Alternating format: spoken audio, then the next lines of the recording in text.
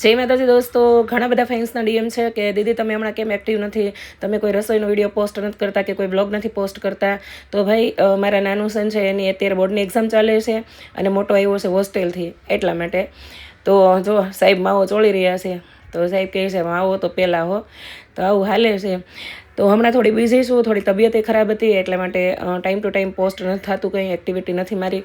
પણ આજે વિચાર્યું કે રશ્મિના ભાણાનો બર્થડે છે, નાનો એવો એક કહીને કે ફેમિલી સેલિબ્રેશન હતું નાનકડું, તો એને એક વ્લોગ બનાવીને પોસ્ટ કરું.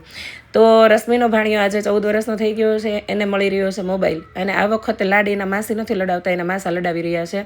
કારણ કે એને પહેલી વાર નરેશ પાસે કંઈક માંગ્યું કે માસા તમે મને મોબાઈલ લઈ દો ને, અને એના માસાએ ખુશી ખુશી લઈ દીધો. કારણ કે આટલા મોટો થયો ક્યારેય એને કોઈ દિવસ એની પાસે કોઈ ડિમાન્ડ નથી કરી, મારી પાસે તો દુનિયાની કરતો હોય. તો એને મળી ગયો છે મોબાઈલ. અને મેં તો ના પાડી કે ભાઈ આ રહેવા દો, આ ન કરાય. પણ મારા પતિદેવ કહે છે કે હું એને 4-5 રૂલ્સ બનાવી દઈને, રૂલ્સ ફોલો કરે ને તો જ મોબાઈલ રાખવાનો છે, નકર પાછો લઈ લેવાનો છે.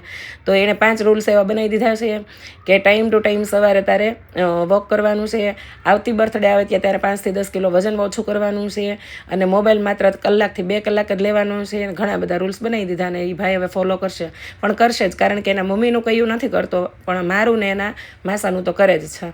તો ભાઈને મળી ગયો છે મોબાઈલ, એટલો ખુશ થઈ ગયો છે.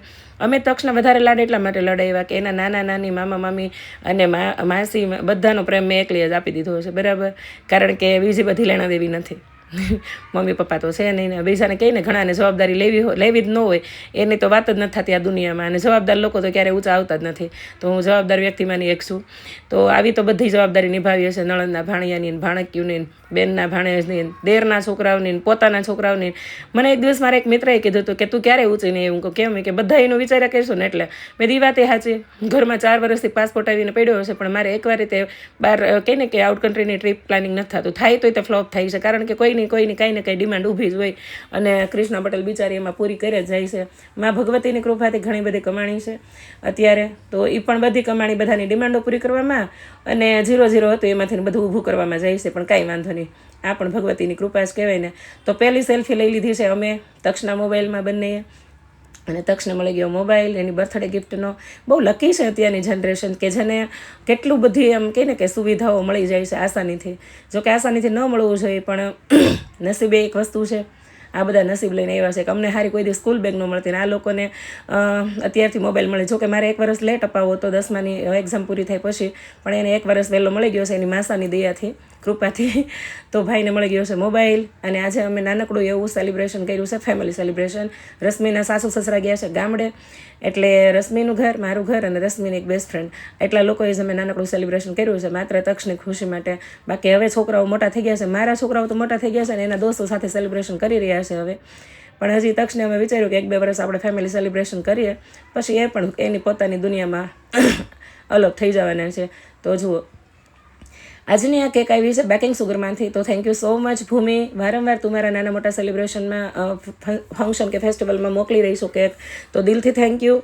અને રશ્મિનો ભાણિયો ડિટ્ટો એના મમ્મી જેવો દેખાય છે. પણ એને જ્યારે અમે પહેલી વાર ખોળામાં લીધો હતો ને, જ્યારે પેલી નર્સ લેબર રૂમમાંથી બહાર આવીને કીધું કે આમની સાથે કોણ છે, આલ્યો એમને ત્યાં દીકરાનો જન્મ થયો છે એમ, ઓહો હો, મેં તો હરખમાં આવી ગયા હતા. કારણ કે રશ્મિની ડિલિવરી બહુ કહીને કે એવી ખતરનાક હતું, કારણ કે 2 થી 3 વાર મિસ થઈ ગયું હતું. ડૉક્ટરે સાવ ના પાડી દીધી હતી કે હવે તમારે બાળક નહીં થાય બેન, તમારે આ પ્રોબ્લેમ છે, ને તમારું વજન વધારે છે, ને કોથળી હરી ગઈ છે, અને હવે તમે રિસ્ક નહીં લેતા, કાં તમે બચશો કાં બાળક બચશે. આવી સિચ્યુએશનમાં માં ભગવતીને યાદ કરીને ભાણિયો અમારે એકનો એક ખોટનો છે, અને ભાઈ અમારે નાના થયા છે એમાં ખોડિયાર માતાજીની કૃપાથી. તો કહીને કે જેટલી લેણા દેવી હોય એટલી લઈ શકાય એમ, બરાબર. બાકી તો આપણે ઘણા બધી જોઈ છીએ સમાજમાં કેવી કેવી ઘટના દુર્ઘટના ઘટે છે ત્યારે, પણ મને પૂરેપૂરો માતાજી ઉપર ભરોસો છે. તો મારો ભાણેજ મારી પાસે એટલા લાડ કર્યા હશે જેટલા મારા સંતાનો એ મારી પાસે નથી કર્યા. પણ હા, મારા સંતાનો ડિમાન્ડેડ છે એની માસી પાસે, અને એની માસી તેને ચડાવ્યો કરે. ટૂંકમાં હામું હાલે છે. એના ભાણિયાને હું લડાવી રહીશું, અને મારા ભાણિયાને રશ્મિ. કહીને કે ઘરમાં વહી ગયેલા વડીલોનું અછત ન વર્તાય. જો ઘરમાં બીજા પાછળ એની જગ્યા લઈ લે તો મારા મમ્મી પપ્પા ગયા પછી મેં મારા મમ્મી પપ્પાની જગ્યા લીધી છે, અને 2 કહીને કે દિલથી નિભાવેલી છે, નિષ્ઠાથી. અને સામે રશ્મિ પણ એવું કહે કે બેન તું મોટી છો, હું તને કાંઈ ન રાખી શકું, પણ તારા ભાણેજને તો રાખી શકું. તો રશ્મિ પણ મારા 2 ભાણેજને એટલા લાડ લડાવી રહી છે. તો માં ભગવતીની કૃપાથી આજે છોકરાઓ થઈ ગયા, એક 20 વર્ષનો અને એક 18 વર્ષનો અને એક 14 વર્ષનો, અને ખબર જ ન પડી ક્યારે આવડા મોટા સંતાનો થઈ ગયા છે. અમારાથી પણ હાઇટમાં આગળ વધી ગયા, અને હચવાયેલા ઘરના છે તો સવાલ જ નથી. પણ આ વધારે હચવાઈ ગયું છે, તો એના માસાએ કીધું છે કે આવતી બર્થડે આવે ને ત્યારે 8 થી 10 કિલો વજન ઘટી જવો જોઈએ. તો હવે જોઈશી, નહીં ઘટે તો મોબાઈલ પાછો લઈ લેવાનો છે. તો આ એના મમ્મી પપ્પા એને કેક ખવડાવી રહ્યા છે. સાથે રશ્મિની એક બેસ્ટ ફ્રેન્ડ પણ આવી છે, અને એ પણ રશ્મિને એટલી બધી હેલ્પફુલ થાય છે, કારણ કે રશ્મિની લોકો જોઈન્ટ ફેમિલીમાં રહે છે, અને ઘણું બધું ઘરનું કામ રશ્મિ ઉપર હોય છે.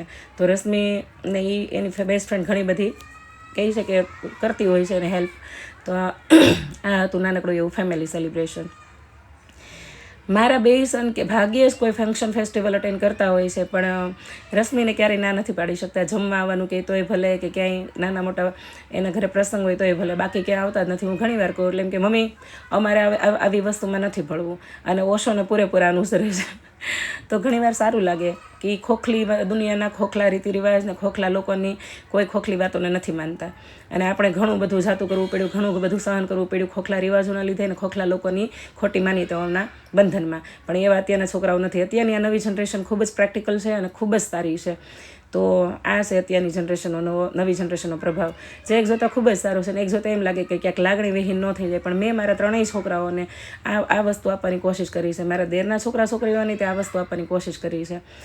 તો મસ્ત મજાનું કેક કટિંગ કરી લીધું, અને પછી અમે સરસ મજાનું ડિનર કરી લીધું છે. ડિનર કર્યું છે અમે આજે ઢોસા કાર્નિવલમાં, જે જગતના કાંઈ એવું છે, અને સરસ મજાની ત્યાં અલગ અલગ આઈટમ બનાવી રહ્યા છે એ લોકો. તો કાંઈક જાજો ક્યારેક તમે ત્યાં ટેસ્ટ કરવા, અને ટેસ્ટ કરજો એકવાર. મને તો ત્યાંની બધી વસ્તુ બહુ જ મજા આવી જમવાની, અને તમે પણ એકવાર ચોક્કસથી ટ્રાય કરજો. તો જુઓ, સરસ મજાનું ફોટોશૂટ ચાલી રહ્યું છે. મારા 3 છોકરાઓ સાથે ભાગ્યે મારો કોઈ એવો ફોટો હશે. તો આજે તો મેં કહીને કે સમયનો ફાયદો ઉઠાવ્યો, અને 2 છોકરાઓને 3 છોકરાઓને સાથે રાખીને મસ્ત મજાની ફોટોગ્રાફી કરી, ફેમિલી ફોટોગ્રાફી કરી, અને છોકરાઓની પણ એકબીજાની કરી.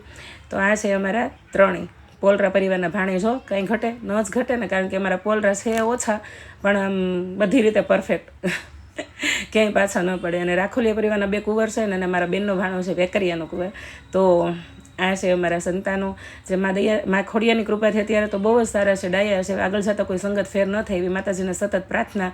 બાકી બહુ સારા સંસ્કારો સાથે અમે મોટા કર્યા છે. આજ સુધી સોસાયટીથી લઈને ને કોઈ સ્કૂલ કોલેજમાંથી ક્યારેય કોઈ કમ્પ્લેન નથી આવી, એ વાતનો ગૌરવ છે. અને ક્યારેય કોઈ ટોસડાઈ ભર્યું વર્તન કોઈની સાથે નથી કર્યું, એનો પણ ગૌરવ છે.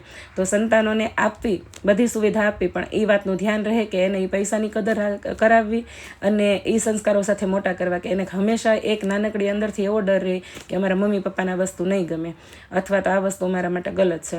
બાકી સુવિધા આપવાથી કોઈ માણસ નથી ખરાબ થઈ જતું. ખરાબ થાય છે એ સંગતથી, અને સંગતનું પણ ધ્યાન રાખવું બને એટલું. બાકી જે વસ્તુ દુર્ઘટના ઘટવાની છે એ તો ઘટવાની જ છે સમય સાથે, અને આપણે એ શીખવાનું છે. તો જુઓ, આ છે અમારું નાનકડું એવું તક્ષના બર્થડેનું સેલિબ્રેશન. તમને કેવું લાગ્યું લખજો કમેન્ટમાં. મારું આજનું લુક પણ કેવું લાગ્યું. આજકાલ હું કોટનની સાડીઓ પહેરી રહી છું. ક્યાંક હું પોલિટિક્સ જોઈન નથી કરવાની ને, જસ્ટ મજાક. તો જુઓ, આ અમારા નાનકડા એવા ફેમિલીનું સેલિબ્રેશન હતું. લખી નાખો હેપી બર્થડે, જય માં ખોડલ. ચલો મળશું પાછા નવા બ્લોગમાં, કોઈ નવી રેસીપી વિડીયોમાં. અને ખૂબ ખૂબ મજા આવી. જેમણે એને વિશ કર્યું છે બર્થડે વિશે, બધાને દિલથી thank you so much all.